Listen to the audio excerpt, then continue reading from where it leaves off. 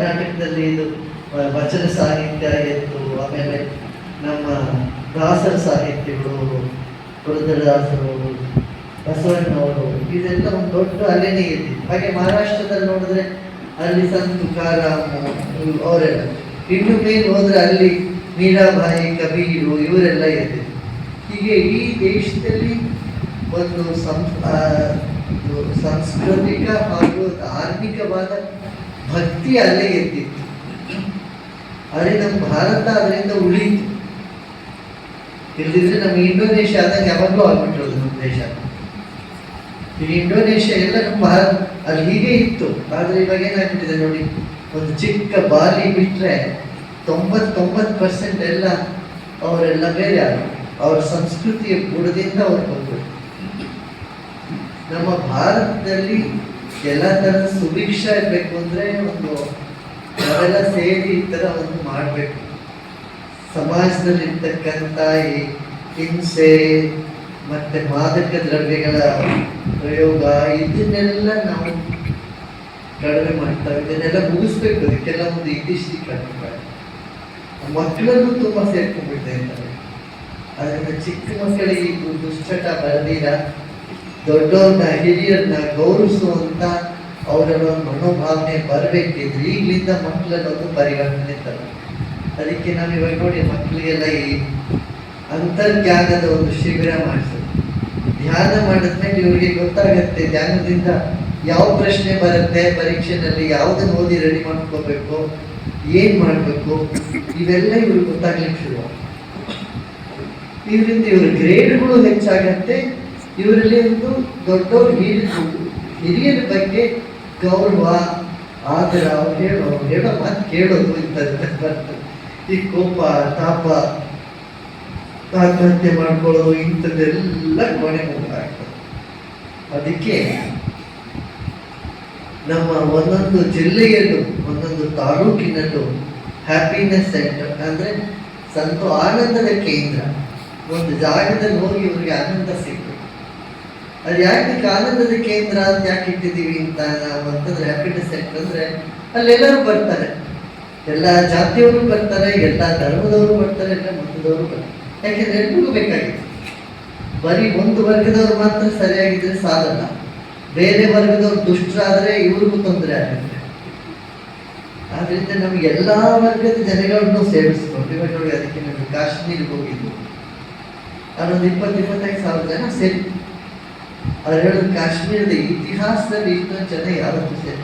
ನಮ್ಮ ಯೂಟ್ಯೂಬಲ್ಲಿ ಇದೆ, ಅದನ್ನ ನೋಡಿ. ಕಾಶ್ಮೀರದಲ್ಲಿ ಯಾರು ಈ ಆತಂಕ ಇದಕ್ಕೆಲ್ಲ ಹೋಗೋರಿರ್ತಾರೆ ಅವರೆಲ್ಲೂ ಸರಿ ರಾಸ್ತೆಗೆ ಬರ್ತಾರೆ, ಬಂದು ಧ್ಯಾನ ಮಾಡ್ಲಿಕ್ಕೆ ಶುರು ಮಾಡ್ತಾರೆ.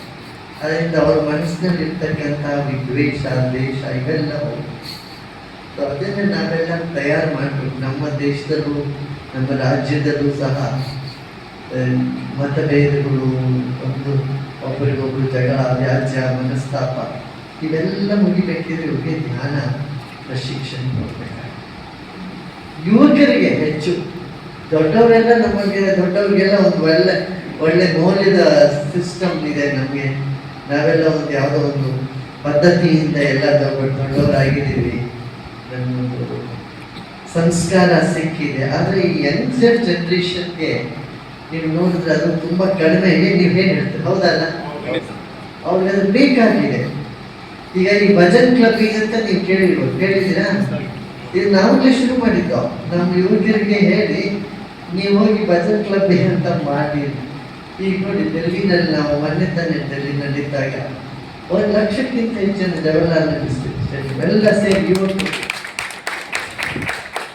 ಅವ್ರ ಪ್ರತಿಜ್ಞೆ ಮಾಡ್ಕೊಂಡು ನಾವು ಯಾವ ಥರದ ಮಾದಕ ದ್ರವ್ಯವನ್ನು ಸೇವನೆ ಮಾಡೋದಿಲ್ಲ ಅಂತ ಒಂದು ಪ್ರತಿಜ್ಞೆ ಮಾಡಿದ್ರೆ ಮತ್ತೆಲ್ಲ ಭಜನೆ ಮಾಡಿ.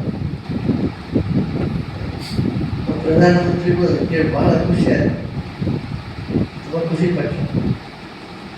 ಇವರು ಭಜನ್ ಕ್ಲಬ್ ಏನಂದ್ರೆ ಒಳ್ಳೆ ಯುವಕರಲ್ಲಿರ್ತಕ್ಕಂಥ ದೊಡ್ಡ ಎನರ್ಜಿನೇ ಹೆಚ್ಚಾಗಿದೆ.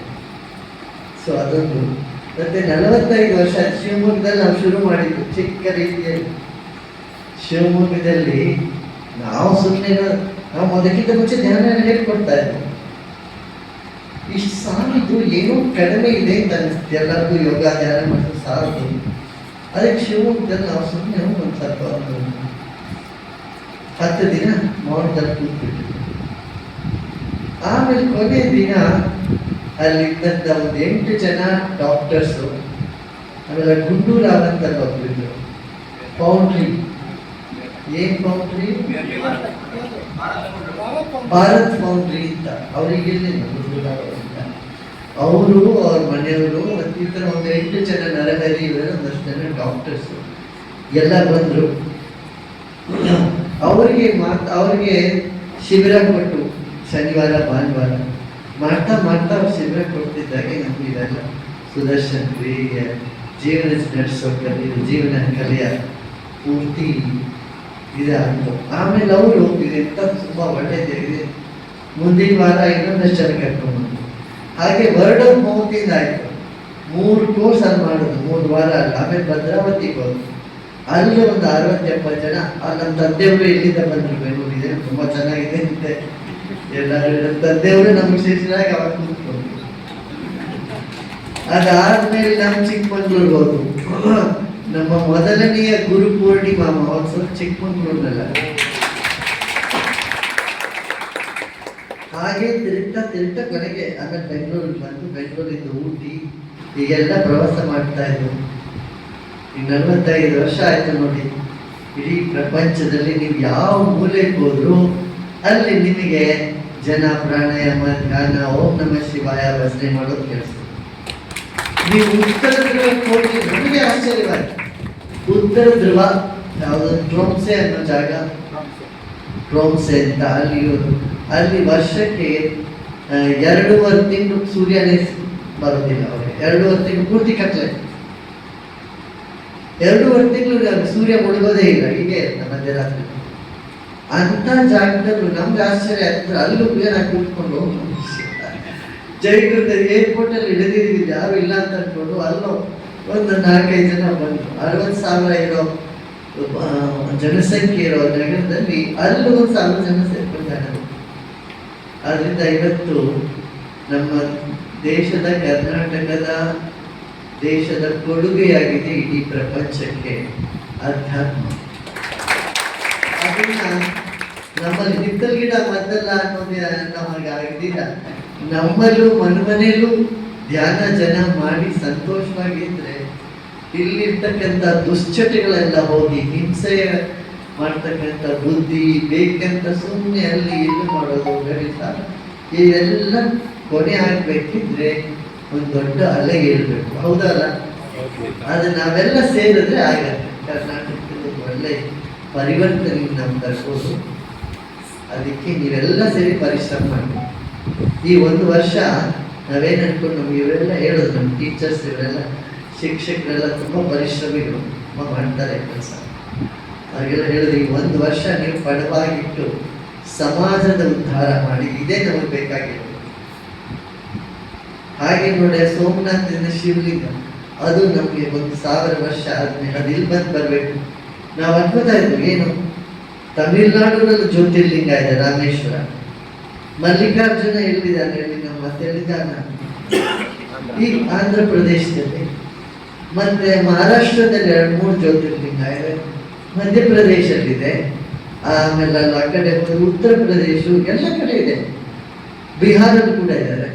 ನಮ್ಮ ಕರ್ನಾಟಕದಲ್ಲಿರೋ ಜನ ವೀರಶೈವರು ಇಲ್ಲಿರೋರು, ಶಿವನ ಭಕ್ತರು ಜಾಸ್ತಿ ಜನ ನಮ್ಮಲ್ಲಿರೋ, ನಮ್ಮಲ್ಲಿ ಯಾವ್ದು ಇಲ್ವಲ್ಲ ಅಂತ ಮನಸ್ಸಿಗೆ ಅನ್ಕೋತಾ ಇದ್ದು ನೋಡಿ. ತನ್ನಷ್ಟಿತ್ತಾನೆ ಅಕ್ಕಿಮಗಾದೇವಿ ಹೇಳ್ದಂಗೆ ಬೆನ್ನಲ್ಲಿ ಏನುಂಟೆಂದು ಕರಸ್ಥಳದಲ್ಲಿ ಹೂಗುಂಟೆ ಅಂತ ಮೊದಲನೇ ಜ್ಯೋತಿರ್ಲಿಂಗ, ನಿಜವಾದ ಜ್ಯೋತಿರ್ಲಿಂಗ ಅಂಶನೇ ನಮ್ಮ ಬಂದ. ಆದರೆ ಇಲ್ಲಿ ಒಂದು ಅದಕ್ಕೆ ನಾವು ಜ್ಯೋತಿರ್ಲಿಂಗ ಸ್ಥಾನವನ್ನು ಕರ್ನಾಟಕದಲ್ಲಿ ಒಂದು ಮಾಡೋಣ ಅಂತ ಒಂದು ಮನಸ್ಸಿಗೆ ದೇವಸ್ಥಾನ ಕಟ್ಟಿ ಆ ಜ್ಯೋತಿರ್ಲಿಂಗವನ್ನ ಹೇಗಿತ್ತು ಅವಾಗ 17 ಸಲ ಅವನು ಈ ಕ್ಷೇತ್ರಕ್ಕೆ ತಾಳಿ ಹಾಕಿದ್ದ ಗಜನಿ ಮಹಮ್ಮದ್. 17 ಸಲ ದೋಚ್ಕೊಂಡು ಹೋಗಿದ ಚಿನ್ನ, ಬೆಳ್ಳಿ, ರತ್ನ, ವೈಢೂರ್ಯ ಎಲ್ಲವನ್ನು. ಕೊನೆಗೆ ಬಂದು ಲಿಂಗವನ್ನು ಹೊಡೆದಾಕ್ತಾವ. ಯಾರೋ ಹೇಳಿದ್ರೆ ಈ ಲಿಂಗವನ್ನು ನೋಡಿದ್ರೆ ಎಲ್ಲರೂ ಸಿಗತ್ತೆ ನೋಡ್ಬಾರ್ದು. 50,000 ಜನ ಅವರ ಆಹುತಿ ಕೊಟ್ಟಿದ್ದಾರೆ. ಅಲ್ಲಿದ್ದ ಕೆಲವು ಅಗ್ನಿಹೋತ್ರಿಗಳನ್ನು ತಗೊಂಡು ತಮ್ಮ ಅಂಗವಸ್ತ್ರದಲ್ಲಿ ಕಟ್ಕೊಂಡು ಹೋಗಿದ್ರು. ಅದು ಬಂದಿದೆ ನಮ್ಮಲ್ಲಿ ಇವಾಗ 27 ಅದರ ಅಂಶಗಳು ಬಂದಿದೆ. 27 ಅಂಶಗಳು. ಅದೇ ಶಿವ ಶಾಶ್ವತ ಇದೆ ನೋಡಿ, ಯಾರು ಏನು ಮಾಡೋಕ್ಕಾಗಲ್ಲ. ಇವೆಲ್ಲ ಮಾಡೋಣ, ನೀವೆಲ್ಲ ಎಲ್ಲರೂ ಸೇರಿ ಒಂದು ಹೇಗೆ ಬಸವಣ್ಣನ ಕಾಲದ ಅನುಭವ ಮಂಟಪ ಅಂತ ಶುರುವಾಗಿತ್ತಲ್ಲ, ಹಾಗೆ ನಾವೆಲ್ಲ ಸೇರಿ ಒಂದು ಜ್ಞಾನದ ಒಂದು ಜನತೆಯನ್ನೆಲ್ಲ ಸೇರಿಸ್ತಕ್ಕಂಥ ಒಂದು ಭಕ್ತಿ ಅಲೆಯನ್ನು ಎತ್ಸೋಣ ಅಂತ ನಮ್ಮ ಮನಸ್ಸಿಗೆ ಏನ್ ಹೇಳ್ತೀರಾ? ಈ